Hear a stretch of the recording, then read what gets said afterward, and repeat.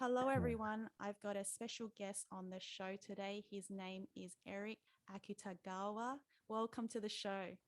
Thank you. Good to be here. Yeah, good to have you on.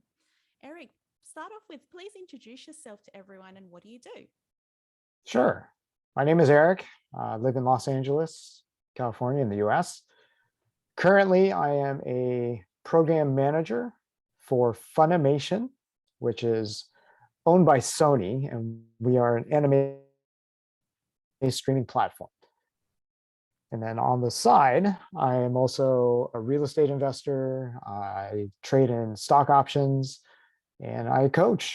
I coach people in how to do investments in real estate. Mm, yeah, fascinating and super diverse, your background.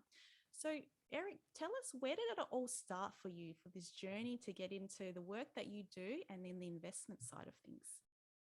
Sure. Well, I didn't aim to be in this line of work, to be honest with you. I was an engineer in college, thought I wanted to design either cars or roller coasters. Ended up at a visual effects studio doing some technical work there. Loved it. Worked on worked on a lot of movies, a few theme park rides, commercials, TV shows, video games. That was great. Really, really enjoyed it. And then in terms of investment, my original thought is I will just do mutual funds and I will let other people who are more well versed in that space manage my money. And I realized that they didn't do as well as I wanted them to. Mm, And then also being in Los Angeles, my wife and I were both working when we were expecting, and my wife wanted to stay home with our child. So we needed some way to supplement the income. So with that, I got into investment property and was able to get some cash flow and a lot of good appreciation from that. So that's really where we started in terms of investment. And that was I don't know, my professional background. Eventually, the visual effects studio, unfortunately, would go into bankruptcy. So I was forced to find a new line of business. My colleagues, many of which followed it to places like Australia, New Zealand, London, India, Vancouver. I had family and community here in Los Angeles, so my wife and I wanted to stay. Um, so I had to find a new line of work. I eventually found myself doing project and program management on the technical side, working in digital media, so websites, mobile apps, connected devices, what have you. mhm. Had stints at NFL, Fox, Ticketmaster, and now with Funimation or Sony. Yeah. Some big names there that you've been able to work for. Mhm. What is it? What kind of like caliber or like what characteristics does it take for someone to be able to associate themselves or get into these kind of, to get these big names under their belt?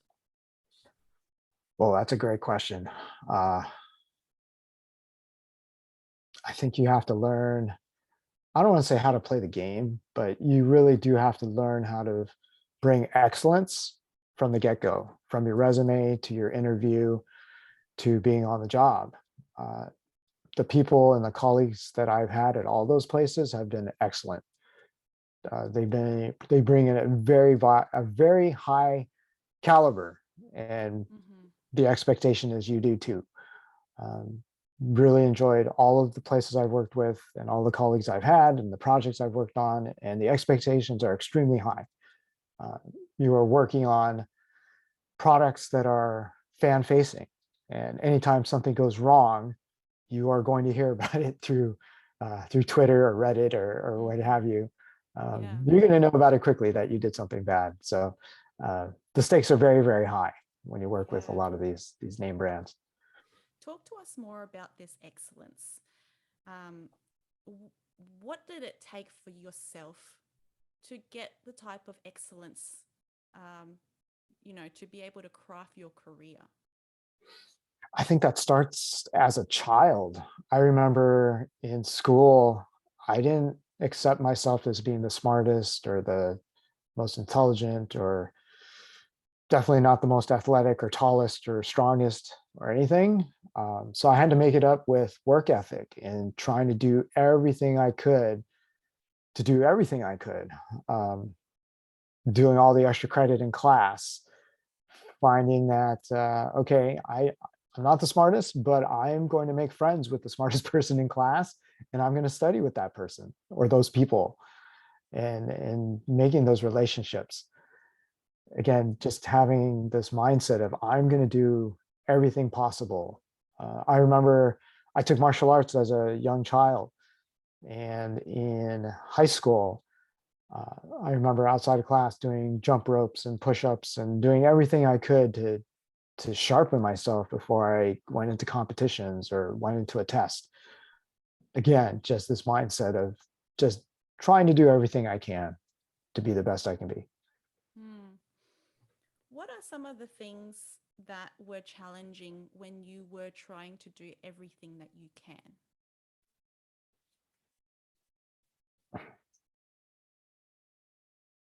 What are some of the challenges? Time.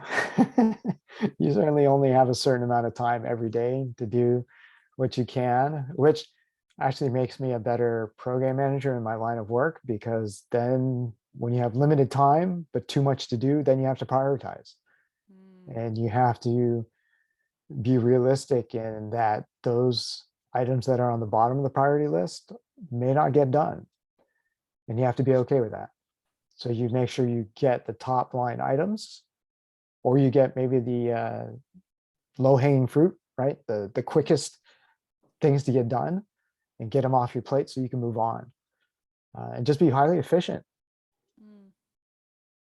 Did you always did you always gravitate towards this industry? I remember being in high school when I was applying to college and why I wanted to apply to engineering. And I think I really enjoyed the technical and creative aspects. I grew up with comic books. I used to draw a lot. I used to love drawing cartoons and comic book characters.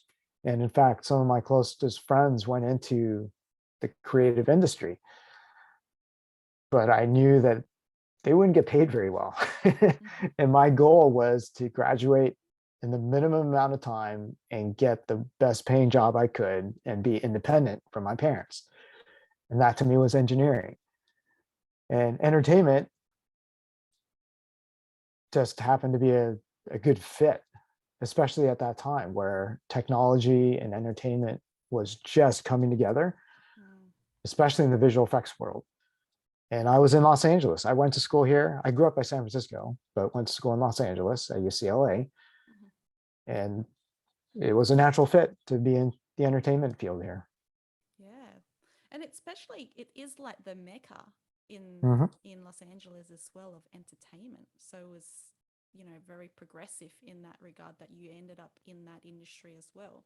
Definitely. What's been the what's been the highlight like in terms of, you know, you mentioned to me earlier we were talking about how this is sort of you're leaning towards the next chapter. This is now Mhm. like a chapter that is ending at some time in the future. Um, what's been the highlights for you of this career so far in being able to um, get to the point where you are now? There's quite a bit of highlights. So at Rhythm and Hue Studios, which was the visual effects studio I worked at, that was probably the most idealistic work environment and work culture I've ever been a part of. It was a place where some people left for better opportunities, but almost all of them would come back because they missed the family that we had there.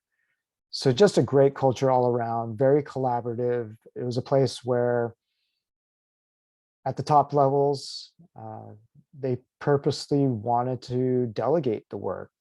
And when our president walked in the room, we wanted to show him the work we were working on, and he would be amazed at what we were doing. And it was just a great atmosphere. And I still keep in touch with some of those colleagues today. Mm. Um, got to work on, again, some movies that many of us watched on the big screen, right? The Harry Potters and the Lord of the Rings, The Lion, Witch, and the Wardrobe, and then obviously The Life of Pi, which we won an Oscar award for. So that was certainly a highlight, which unfortunately was then followed by the company bankruptcy. So that was a low light. But then following that, I was able to work at the NFL. And I'm a huge, I guess I can say, American football fan, since football means different around the world. Yeah. But as far as working at the NFL, for me, it was a dream job, because to me, American football is one of my favorites. I got to really learn how to work in sports marketing and entertainment, in media, as well as the technology side, and working with websites and mobile apps, and working closely with product and developers and engineers. So that in itself, a huge highlight. Got to meet some of the players, current and former. You realize how big and strong and tall and fast these guys are. Yeah. They're like real life superheroes in that regards, but also just gentlemen, just some of the nicest people you could ever meet as well. So that was great. Definitely a highlight. I really enjoyed working at Ticketmaster. For me, it was one of the most, I guess, mature technology organizations I've been a part of. They definitely had an amazing format and workflow that they had put together, the integration, the teamwork. Yeah, that was a great experience working there. Learned a tremendous amount from a lot of different people. So that was great. So professionally, those are definitely some of my highlights. Yeah. And like not many people have these kind of opportunities to be able to have these big names in their experience. So I would love to dig into a little bit more about your experience in terms of when you shift from these different brands and companies, the culture, because you went in with excellence and obviously are surrounded by that and have these longer term relationships that help to build your career. But the culture wise, what makes it unique or different that you experienced yourself with culture?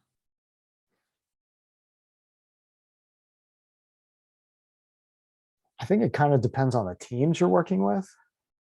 As an example, at Funimation, when I first started, I had a few teams that were just newly put together.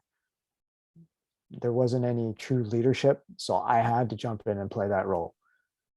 And coming from an NFL or a Ticketmaster where I was able to play that role and learn, it came fairly easy. I just wanted to make sure I wasn't impeding or stepping on anybody else's toes. So I was able to take charge and take that leadership role. Now, my leadership style is not absolute by any means. I am not one who's just going to step in and say my way or the highway. I'm going to make strong suggestions though, and I want to try and get buy-in and consensus from people. But on the flip side, I'm also learning that sometimes I do need to take the initiative and just say this is the way it's got to be because of A, B, and C, and just get people to. I have to get people to buy into that as well. So a huge part of it is just communication. I think it's having a heart that, I'm not trying to sell anything. I'm not trying to exert myself or my ego. I want what's best for the team, for the product, for the organization. And I think given time, people see the consistency and people see the integrity, the way you walk and the way you talk week after week, month after month is the same. My message, my heart is the same. I'm not trying to do anything different. Again, I'm trying to do what is best for this project or the team. And people acknowledge that, Yeah. find that. There's a lot of people out there who are in the middle of their career, or they have certain goals, particularly in leadership as well. Mhm. And when it comes to leadership, I think about influence as well, and this is kind of hugely what we're going through at the moment, especially with digital media and everything. Everyone's trying to do some kind of influencing and Sure. leading their path. In your opinion, what does it take to be a strong influence, like a positive influence, and make an impact, and also display like leadership? How does someone, what do you recommend, or what do you see that makes someone a good leader, and like being able to influence a positive shift within their organization or within their lives? Sure. Well, I think number one, it starts with transparency and authenticity, and which is one of the issues we have with influencers, because what they show us is not real necessarily. So if you follow me on social media, for instance, I'm putting myself out there that yes, I've been unemployed 6 times in 7 years. These are some of the challenges I've had. Um, yes, I invest in real estate, and I've had issues with purchases and tenants. I invest in stock options, and yes, I almost lost everything at a certain point. So I'm going to be real about those instances. I'm trying to help people and coach them, and I'm going to be honest with them in terms of these are the blockers I had, and these are how I overcame them. And the goal is so that they can learn and take my 30 years of experience and condense it down to 5 years or 7 years or 10 years, right? Mm. And now you are accelerating, and you can even go beyond or higher faster than I have, which is great. That's what I want. So I think leadership, that's where it starts, right? You've got to be real. I can't present myself as being something I am not. So when I talk about being a leader of an Academy Award winning team or having world titles in martial arts, that's real, right? I have the trophies, I have the documentation, people were there. But in the same token, I'm going to share with you the challenges that I had to get there. And most people don't see that. Yeah.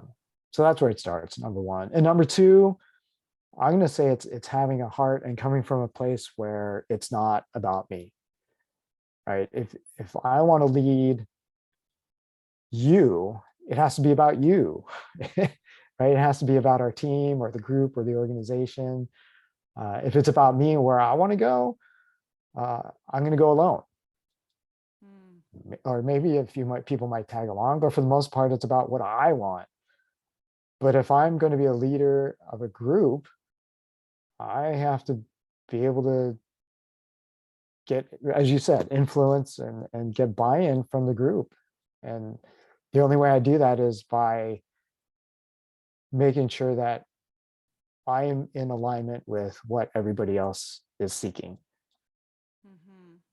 Yeah. And Because without really, that, then yeah. and then that would require that the people are on board with the vision and mission, and the I guess the belief system, the values as well. Mhm. And Absolutely. yeah, otherwise it doesn't really work, does it? If you Mhm. Yeah, when there's a mismatch with Right. You everyone's might be on board out buy-in. of obligation, right? If I am the leader of a company and you're my employee, you might follow along because it's a job. But you're only going to be able to do so much professionally that way. If you're going to go above and beyond, I think the only way you do that is you align with my mission and my vision for us as a team, as an organization. Mm-hmm. And once that happens, then you are willing to go above and beyond and be extra. Uh, and that's what creates greatness. Yeah, totally. There was one thing you mentioned before about how it was like 6 times out of 7 years you were unemployed. Mm-hmm. There's like how many people can relate to that in terms of just unemployment, like that phase? as well. Right. And particularly like Exactly. now, we've been through a big shift. Plenty of people are experiencing it. I'm really curious, like in terms of the the attitude and your mindset when you are in these phases, or each time that you were in the unemployment phase, and obviously having all the obligations or the responsibilities within your life. How did you get through that? Like, what were the things that you needed to know each time it happened? Obviously, it would change each time. You'd be, the first time till the sixth time is going to be very different in terms of your approach. Sure. But for people out there who are going through, whether it's the first time, the 20th time, um, what is it? What is it that is key to know, to be able to like push through, or to get through to the next step? Because Sure. you can easily get squashed each time you're like, oh my God, like this has happened again, or it's happened. And it can be one of the most frightening things. And to feel very stuck and lonely. Um, yeah, what are the things that, what do you need to keep in mind to get you through to the next light? Oh, absolutely. And the first time is just crushing. It's daunting, especially when you're a single income family, right? I had two children, was the only income at the time. So that obviously is extremely scary when that happens. Now, part of me felt like, okay, I brought excellence before, I was highly regarded. I should be able to find a job, no problem. That was my mindset. Of course, 1 month goes to 2 months, which goes to 3 months.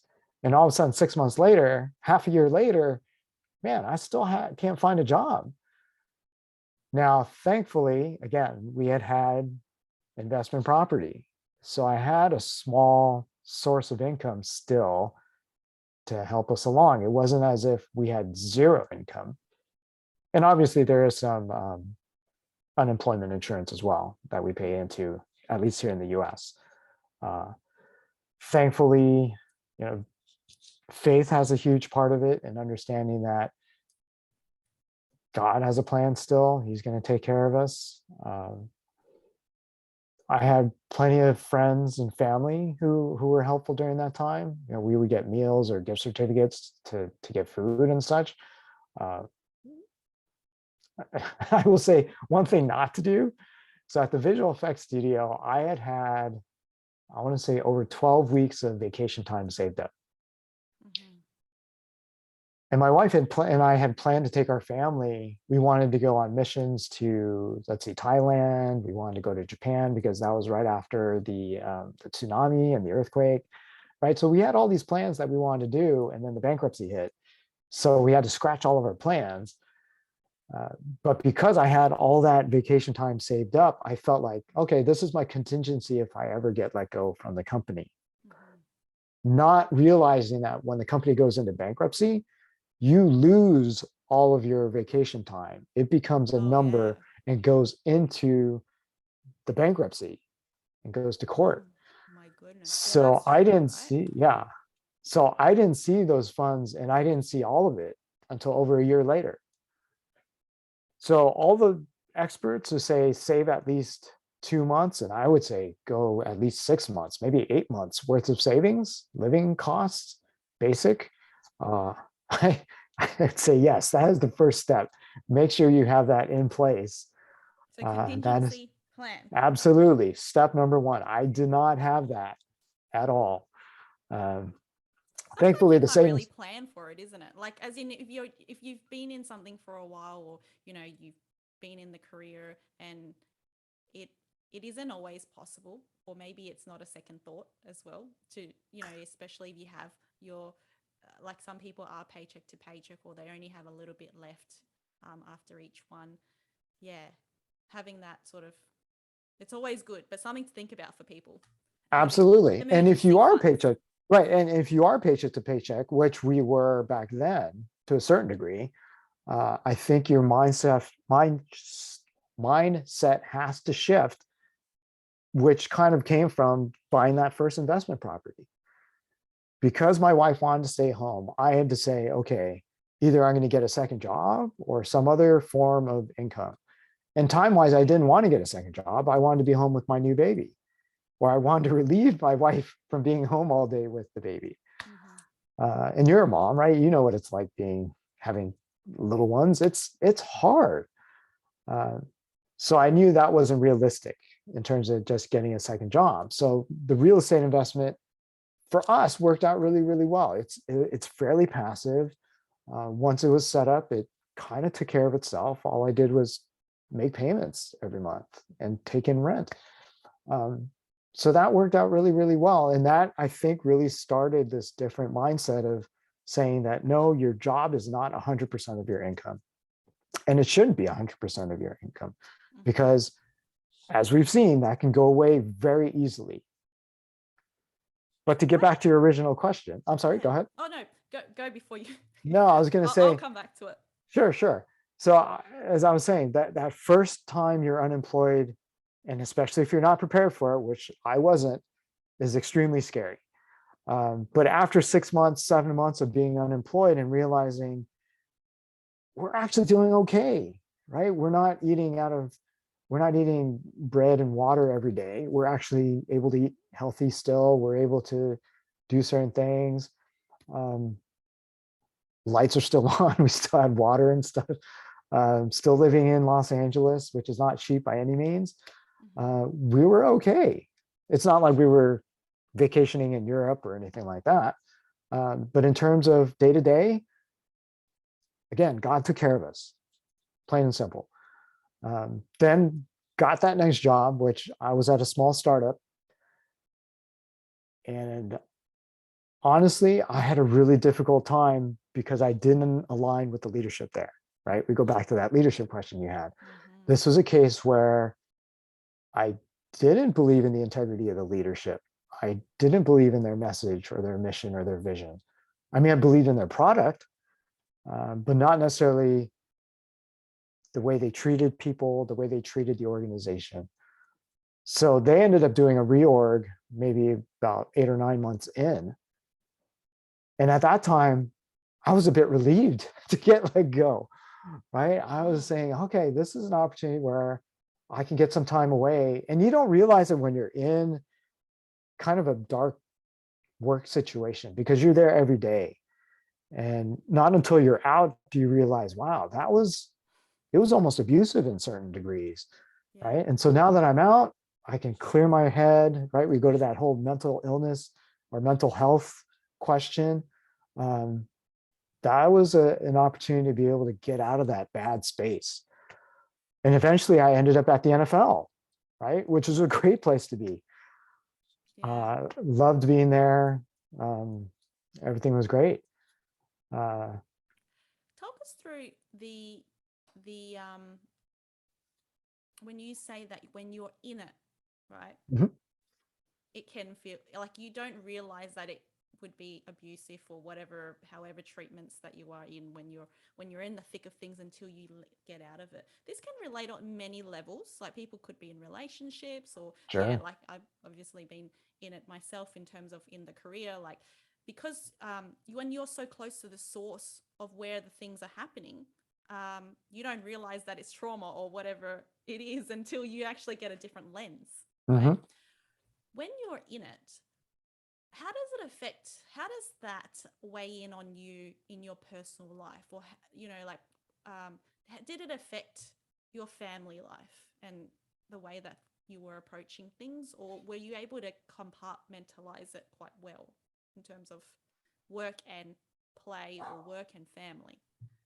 Oh, I'm sure I wasn't happy husband or happy daddy during that time.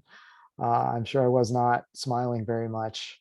I'm sure I wasn't very pleasurable to be around. I know personally, for instance, in the middle of the night, I would wake up cold sweat, when you startle yourself awake going, oh my gosh, I have all these things I still need to do. I remember that happening quite a few times. In fact, even a few days after I was let go, that was happening. But all of a sudden I realized, oh, I don't work there anymore. And then I would sleep like a baby. Right. So maybe for about the next week, I would do that. Wake up in the middle of the night, like, oh my gosh, this is due and I have to take care of this before this happens. And then go, oh, I'm not there anymore, and then go back to sleep. So Yeah. that definitely had some physical manifestations. I remember coming home from work for after a few days or and just not wanting to do anything but just lie down on the couch and do nothing. I didn't want to eat, which is really bad. Like I love eating. So when I don't want to eat, something is definitely wrong. Yeah.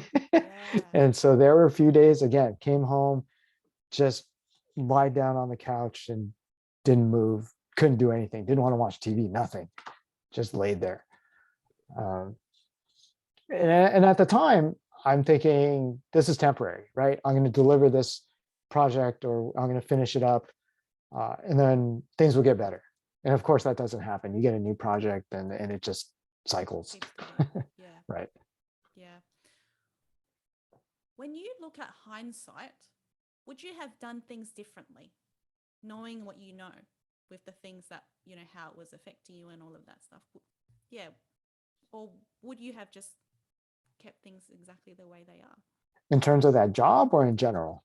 Yeah, like when you're in a bad headspace or when you are in that situation where that job is not in alignment with yourself, or the treatment, whatever it is, yeah, what would you have, would you have done things differently or not? I did everything I could at that place. Unfortunately, you only can do so much when you're not the owner of the company. And I was working directly with the owner, and it's his baby, right? It is his creation, his organization.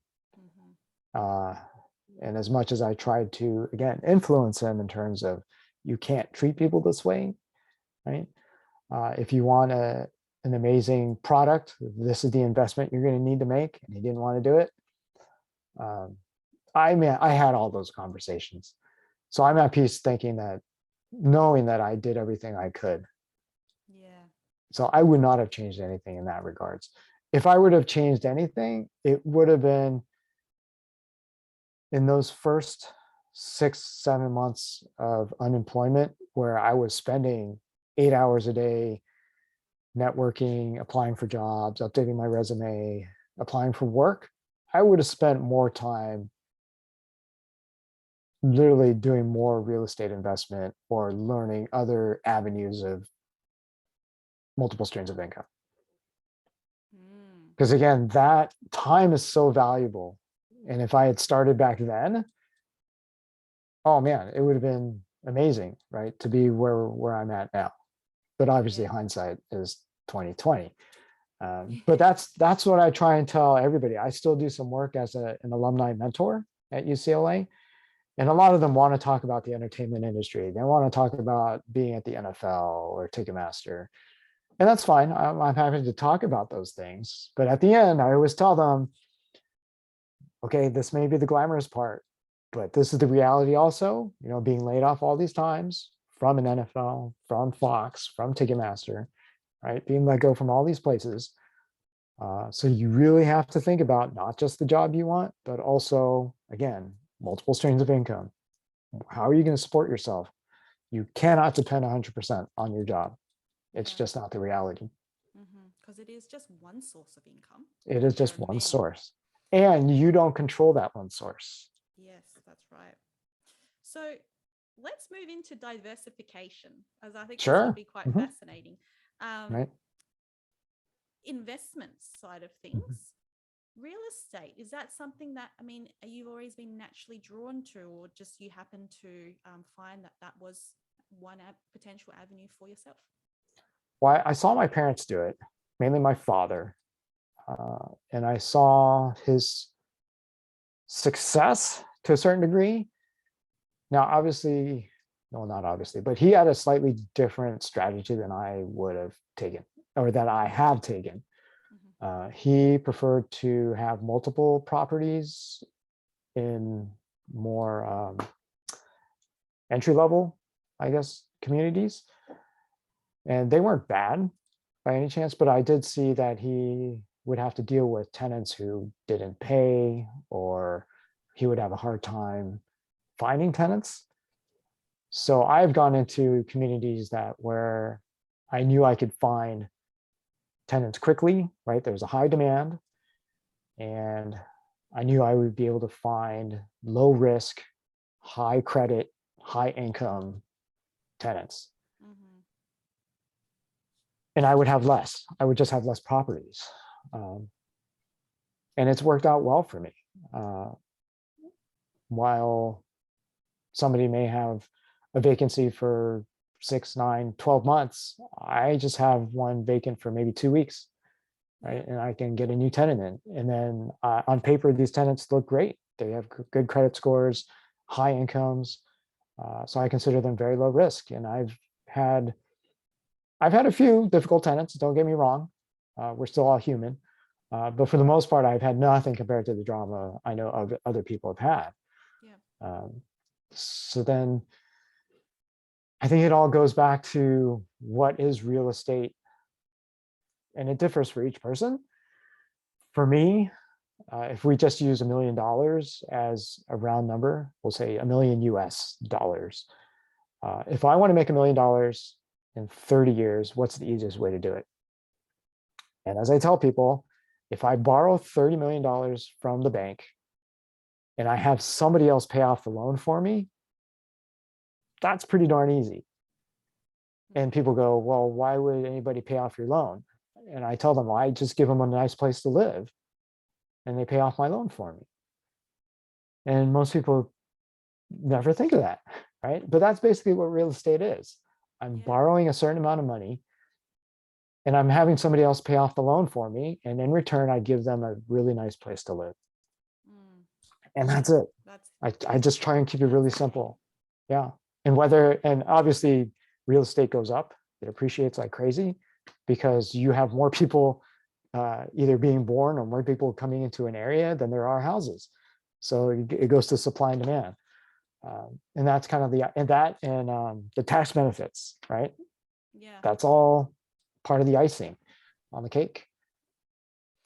The real estate is interesting because obviously there's many different avenues as to how people can invest their money as well. Real estate, I see it as like you'd really have to kind of go in with a clear mind about what kind of strategy do you want in terms of the returns, isn't it? Because if you're not clear, like if you're like just principal place of residence, you could be a homeowner, but then it's a totally different game when you decide that you're going to be an investor, that you would need sort of the game plan, maybe the end in mind and work it backwards versus like, because there could be so many different ways of, different strategies.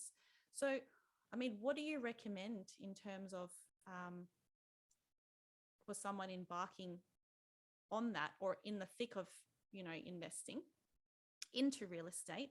What are the key things or the key members that they would require on their team in terms of advice and like ironing out the strategies and, and then execution? Sure. Well, for me, I coach from what I call the 4 Ps, right? So the first P is what is your problem or predicament? For me, wife wanted to stay home with our baby, only one income. How are we going to supplement that? That was our predicament. So I had to figure out a way to fulfill that, which goes to the second P is what is the purpose? Why do you want to invest in real estate? It's not for everybody. And it does take a certain mindset and a certain degree of patience, which is also another P. But right, so people have a different purpose for investing, and real estate is a very specific way to. And as you said, there's different strategies in real estate in itself. So it goes to your purpose. Some people want fast and big money. Right. So then you're not going to do long-term rentals, which is what I've done. Maybe you go to flips, maybe you go to an Airbnb, right? So there are certainly different avenues based on your risk tolerance, based on your time availability. I didn't have time. I was working in entertainment. I was a first-time dad. I didn't have time. So I wasn't going to spend it on a short-term rental. I wasn't going to do a flip. The long-term game really fit my life and my lifestyle. But somebody has all the time in the world, maybe they can do an Airbnb. They have that time. And then they can get those gains because the gains are higher. Don't get me wrong. Yeah, Yeah. the gains are much higher in short-term rentals, but it's going to take a lot more time and effort on your part. Yeah. More engagement. So that's the second P. Yeah. Mhm. So we have a problem or predicament. You've got your purpose. Go to the third P, which is your plan. What's your plan for doing this? Well, it's based on your strategy, right? So if you're going to do long term, you do certain things. You go short term, you do certain strategies. Or maybe you don't even want to be a buyer. Maybe you're just a broker, right? That's another strategy. Because certain people have come to me and say, I have no cash, but I want to be in real estate. And I offer up, well, be a broker, find the deals, connect a buyer with the seller, get a commission, and then you're out. You own nothing, and now you have cash. So that's a way to get into it. And then the fourth P is your partners, right? That is what you're talking about, your team. And I've done this long enough where I've worked with several different partners, and I've realized that some are not very good and some are great. And I'm willing to pay a premium. There's another P. I'm willing to pay a premium to work with great people who I can trust, because trust is paramount. And I know ultimately they will save me time and effort. And I'm willing to pay for that. Yeah. So the partners, Mhm. what is that required for? Is it just more for like if you're going into some kind of joint venture or something for certain properties or a certain Oh, it's strategy? everybody. It's everybody on your team. For me, it's my mortgage broker, it's my real estate agents, my CPA, Yeah. my lawyer, right? These are all people who are part of my team who on any given moment, I am going to text them or call them up or email them, and they respond. That's another thing that I'm really high That on. I need trust. responsiveness. Yeah. Because I work with some people where 2 or 3 days go by and they don't respond, and that's a big pet peeve of mine, and number two, that's lost opportunity, that's lost revenue. um, Yeah. yeah, can't have that. So 4 Ps. That's, Yes, ma'am. yep, to start off with, that would be a structure of the key things to think about as Hmm. well. Yeah. That's what I coach on. Yeah. Awesome. The In terms of where you are right now, what are you working on these days? Professionally, Yeah. Or just in, Erik's life. What is in my Erik's life, life? yeah, certainly. Yeah, so when Ticketmaster ended in 2020 because of COVID, I was able to get this job at Funimation, but I had about 2 weeks where I was thinking, what if I can't find another job? The job market was such at that point where it was still unknown what the job market was going to be like. Um, and I'm not an engineer. Engineers are highly sought after. As a program manager, I'm not as highly touted, I would say. Uh, and especially since I am on I'll say the higher salary end, Yeah.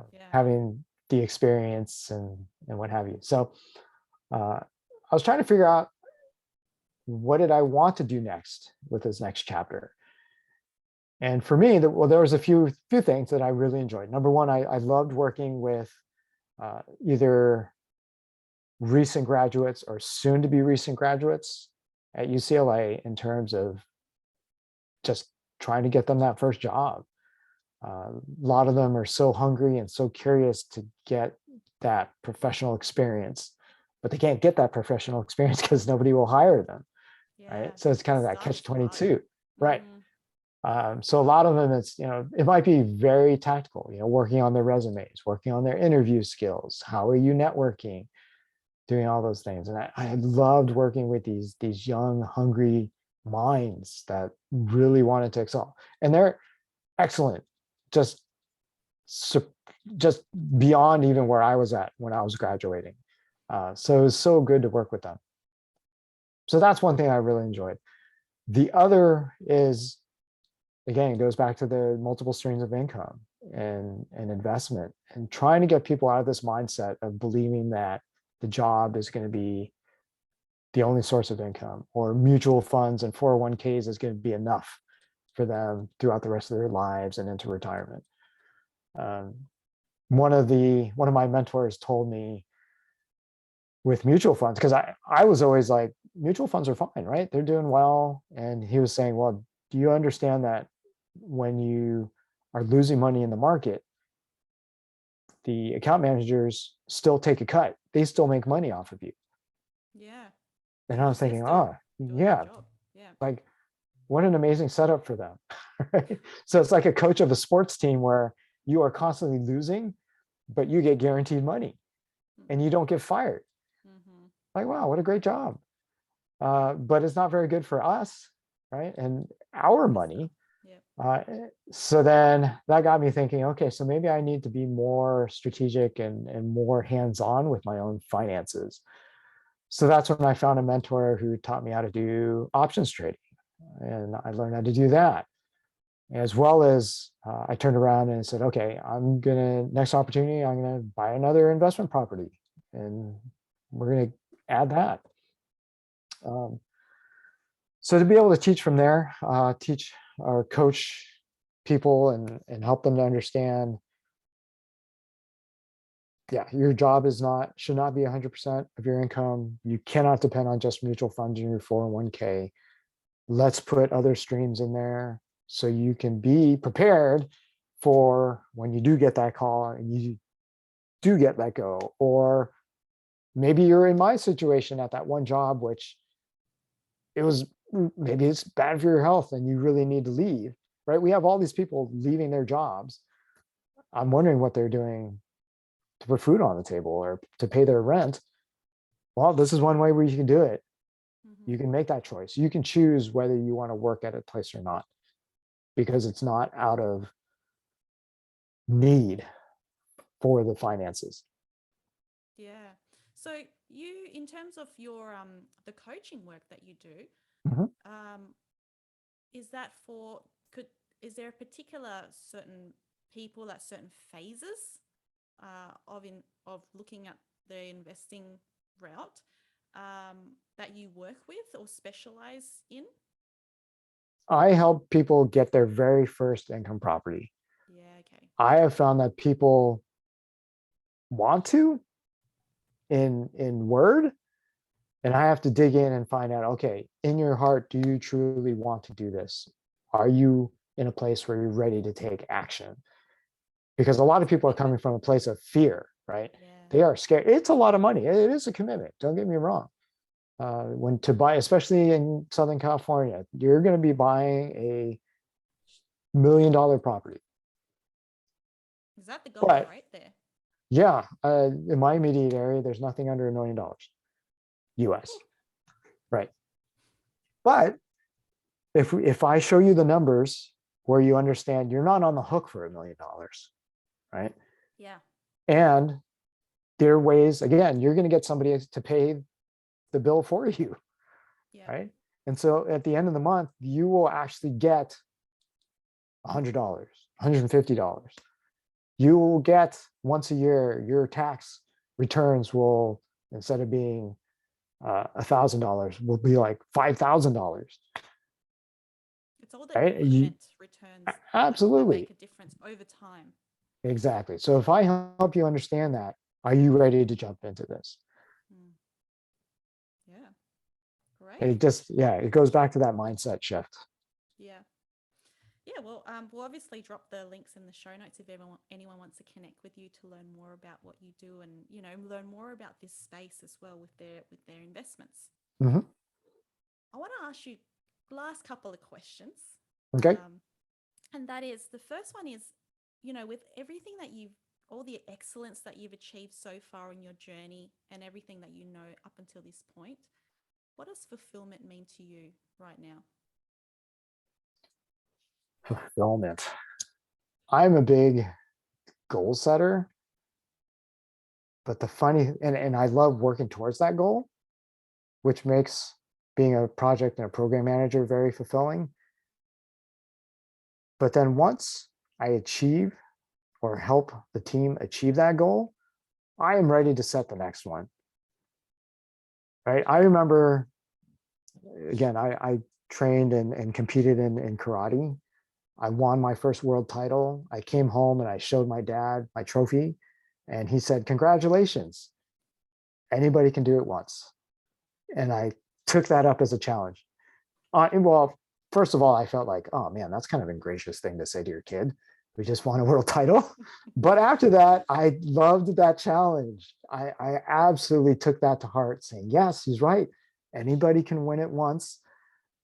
And it made me train so much harder. And I surrounded myself with people who sharpened me. And I loved the journey of training and being in the competition that next year. And people would come to me and point to somebody and say, "Oh, this guy's a new guy, and he's your main competition." And I watched him. I go, "Oh, he is really good. But if I bring my best, I'm going to be able to beat him." And then to do that and to get my name called and to look around and to see the people who I trained with celebrate with me, one of the best feelings ever. But once it's done, I am ready to do it again. I want to do something else. Mm-hmm. So in terms of fulfillment, I love plotting that goal and charting that course. I love achieving it. And then I love setting the next goal. Right. So options trading is a great example, right? Where I buy in at a certain point. I know I want to sell at a certain point. I hit that. And once I hit that, I'm ready to make my money work in a different way now. So it's that constantly moving goal and constant movement and movement, achievement. And we just keep doing that. I love that. Yeah. That is the essence of karate, isn't it? Movement, movement, achievement. I've done some in the past, so I can really Oh, that's picture right. that With your going on. kids. Right, Yeah. right. Yeah. No, me personally, I was in karate for a few years. Oh, good. Good for you. Yeah. So last question. Mm-hmm.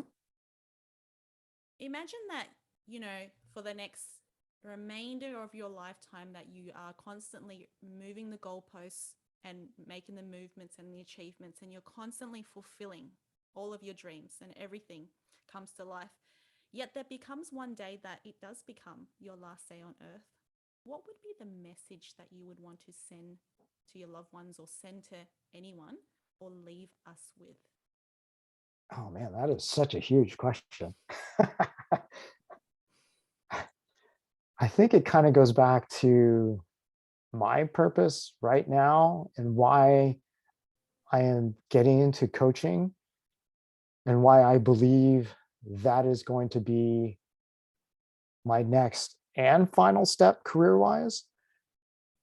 That doesn't mean, like, for instance, I'm going to leave my job next week or it is my last job. I could maybe line up another job, who knows? But I do know that eventually I will be coaching full time. And the reason is I want to be able to give all the knowledge and experience that I've gained. And that is not just the good, right? That is the pain, that is the challenges, the difficulties, all of that. I want to share all of that with those so that they can, again, accelerate their own journey. It took me 30 years to get to this point.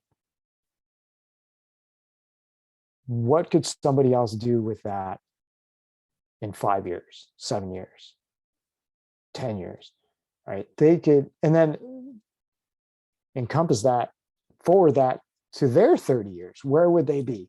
They would be far beyond where I am, which is awesome, right? That is definitely what I'm trying to get people at. So if I were to look back,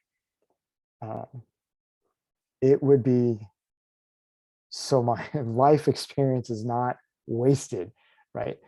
I am not doing this just to build it all for myself. I know a lot of people who probably do, right? And at the end of their life, it all dies with them. All that knowledge and everything dies with them. And I think that's just sad. If I were to die, I would want all of this knowledge and experience to be passed on to other people. And I'm trying it with my kids, but they're still young. They don't get it yet. So hopefully I find other really disciples who will be able to ingest this and take it, put action onto it, and achieve, and go so much further and far beyond that I've been able to do. And I've been able to scale and multiply myself, right? It's not just my children, it's multiple people, multiple families, multiple generations that have been affected and influenced and impacted by, again, this knowledge and this experience. That is so powerful. And I'm sure that you will be able to leave that legacy behind in the next, as you pursue whatever endeavors that you are on in the next journey. Thank you. That is the hope. That's the vision. Beautiful. Thank you for sharing this time with me and all of your insights and knowledge and wisdom with us. And yeah, keep living a life with excellence. Thank you. Certainly hope so. Thank you for having me. It's been a pleasure. Enjoyed being a part of your show. Yeah, me too. Thanks, Erik. Thank you.